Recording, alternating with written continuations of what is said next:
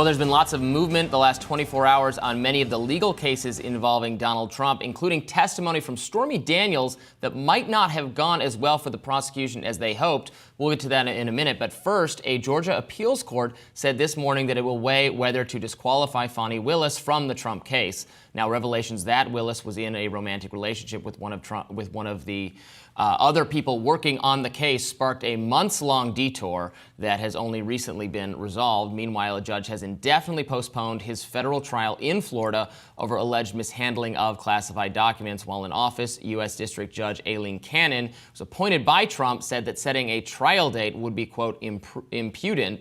It would not be prudent. The trial was supposed to start May 20th. It is highly unlikely that the trial will begin before the election. From porn star to prosecution's key witness, Stormy Daniels took the stand Tuesday in Donald Trump's hush money trial, where she recounted details of the alleged 2006 affair between her and the ex-president, then subsequently shopped the story years later and then again around 10 years after the fact ahead of the 2016 elections. At the crux of this case is the $130,000 that Daniels, whose real name is Stephanie A. Gregory Clifford, was allegedly paid to stay quiet about the encounter with Trump. Her much-anticipated testimony was expected, but she didn't confirm she would show till Tuesday morning. Now, speaking from the stand, Daniels claimed that she met Trump at a celebrity golf tournament back in '06, a year after Trump married his wife, Melania. It was then that the pair engaged in sexual relations. Trump has denied the allegations all along and has tried to get her barred from testifying. 2 weeks before the 2016 election, then Trump's fixer Michael Cohen paid the porn star the hush money and had her sign a non-disclosure agreement. Daniels later said she took the money because she was, quote, scared for her life. During cross-examination, Stormy Daniels admitted she hates Trump, and even CNN thought her answers were not well received by the jury. Take a listen to CNN's legal analyst Eli Koenig reacting to the testimony. The cross-exam, boy, her responses were disastrous. I mean, do you hate Donald Trump? Yes, of course she does. That's a big deal. When the witness hates the person whose liberty is at stake, that's a big damn deal. And she's putting out tweets, fantasizing about him being in jail. That really undermines the credibility. The fact that she owes him $500,000, she, by order of a court, owes Donald Trump $500,000 and said, I will never pay him. I will defy a court order. The defense is going to say she's willing to defy a court order. Why? She's not willing to respect an order of a judge. Why is she going to respect this oath she took? So I thought it went quite poorly on cross-exam. At the end of direct, I thought, okay, they got what they needed, but I think the cross is making real inroads. And you can see a lot of that kind of reaction from I think, the mainstream and liberal commentators on social media, thinking that people in the room perceiving that the jury was not really into what she was saying. Yeah, the way I heard Lawrence O'Donnell describe it was that she was trying to kind of play, kind of humor toward the jury, and the jury seemed to be taking their jobs very seriously, not really reacting to her in that way. But on the same token, I also see an argument that Donald Trump's counsel's forceful arguments for a mistrial reflect that they think the Stormy Daniels testimony has polluted the jury in a way that prevents the trial from going on fairly from the perspective of Donald Trump. So specifically, the kind of detail in which she described their sexual encounter, the timing of their sexual encounter happening while Melania was pregnant, whatever you think about whether it demonstrates that he violated the law that he's been accused of violating now, that it basically poisons Donald Trump's integrity in the eye of the court. And also, given that this is a man who's in the middle of running for president of the United States of America, is being tarnished in these kinds of ways, even outside of the context of what his legal liability is. Certainly. She did get into more salacious details about the encounter that she says happened. She said that Trump told her that him and Melania didn't even sleep in the same room. I saw some of that. Getting into those kinds of things. So it's interesting that the defense, I think the defense want to, delay this as long as possible. They want to call in procedural hurdles. They want to say it can't go on for this reason. So it could be the case that even if they think the things she's saying are not particularly damaging or may in fact even be damaging to the prosecutor's case, they want a mistrial because they want to try this again later, always further in the future to get it past the election date. And to be clear, the question isn't the point of Stormy Daniels being here is to It's not like substantiate whether the they underlying actually, no, that right. doesn't matter. And so she's just substantially the underlying interaction occurred. So she apparently gave details about the room, the floor, the furniture, the fact of Donald Trump's toiletry kit in the bathroom rather.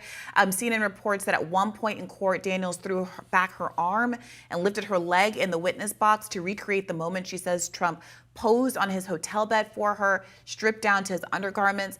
She talked about the fact that there was spanking involved. She talks about, This really is a family show, Briahna. Well, I mean, this is what the jury heard and what the room heard. And Lawrence O'Donnell was saying that despite having covered trials that involve much more serious subject matter, murders and the like, that the tension in this room was unique in his own experience, perhaps because the stakes were so high, perhaps because the subject of the testimony is someone who was once a president of the United States of America and hopes to be one again.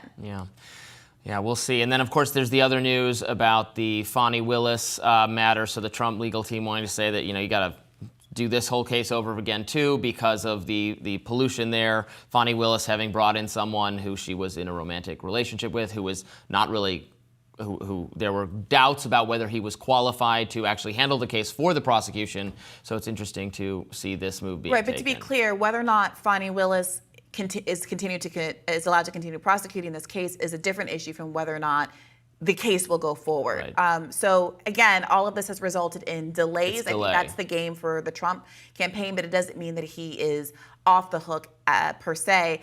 It's also, I just wanted to address the kind of narrative that some people are pushing with respect to the Stormy Daniels, that the idea that Stormy Daniels hates the president or dislikes the president is disqualifying. I imagine in most criminal cases, Stormy Daniels isn't the defendant, but people who are in that kind of posture often hate the person who's being persecuted for a crime. If they have in fact done a crime, they've been charged with some sort of wrongdoing. There are going to be people who are victimized by that crime who have very negative feelings because of the thing that was done. So I wouldn't read too far into that one way or the other. I would be skeptical if Stormy Daniels said, "Oh no, I think Donald Trump is so great." I mean, what kind of answer do you expect to get from someone who has been going back and forth in these legal entanglements? And recall that the underlying question in this case is whether or not she was paid $130,000 to stay quiet about the fact that they had this sexual encounter.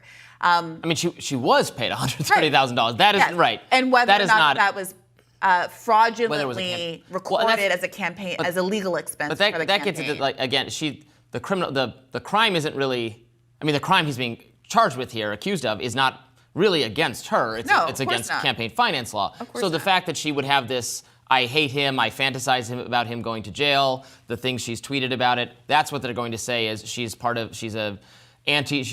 being used by an anti-Trump faction, by Democrats or something to drum something up against him. His alleged violation of the law isn't actually against her. Are you denying? Is anybody denying that the encounter took place? Well, I think Trump has denied that the encounter took place. Well, her testimony, I'm not denying. But the testimony is that the encounter took place. So you can say she's a bad faith actress, she's lying. What exactly are you saying that she's lying about? What is her animus supposed to be misrepresenting in the scenario? Because as you point out, the case is about whether or not Michael Cohen, at Trump's direction, mischaracterized the payment to Stormy Daniels. Not whether the payment not was whether made. or not the payment was. So at the end of the day, you can think, unless you are, that's why he didn't think she needed to testify at all. Sure, but unless you have facts to dispute what she's actually testifying to, the underlying sexual interaction that she's described in a great deal of detail, not just here, not just yesterday, but in multiple interviews over the course of the last years and years and years, then her personal feelings don't really seem material in any of this. Well, then why is she testifying at all is the question. Well, to lay the foundation for that the event actually happened. And I think from the perspective of the prosecution, of course you want to diminish Donald Trump. So this is the discussion. To what extent is that kind of legal and appropriate, or kind of tainting the jury's perception of the witness in a way that is not legally appropriate? Yeah. More Rising right after this.